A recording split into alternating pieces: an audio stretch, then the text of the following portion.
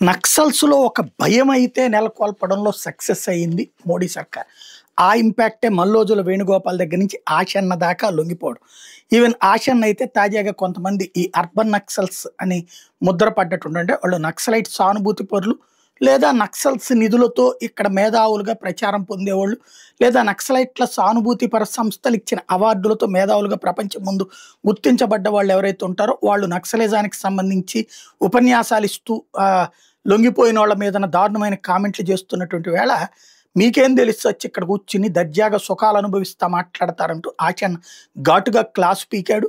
మరొక వైపును చూస్తే అస్సాం దగ్గర ఇదే తాజాగా జార్ఖండ్ దగ్గర నిన్న జార్ఖండ్ పోలీసులు ఒక ఎన్కౌంటర్ చేశారు. అస్సాం దగ్గర మావోయిస్ట్ లీడర్ జార్ఖండ్ మావోయిస్ట్ లీడర్ని అస్సాం పోలీసులు ఎన్కౌంటర్ చేశారు. ఐఈడి బ్లాస్ట్ రైల్వే ట్రాక్ దగ్గర ప్లాన్ చేసినటువంటి సందర్భంలో కోక్రాజార్ జిల్లాలో కాల్చి చంపారు. ఆ కాల్చి చంపినటువంటి సందర్భంలో అక్కడ మావోయిస్ట్ లీడర్ అని అతనిది తర్వాత అర్థమైంది.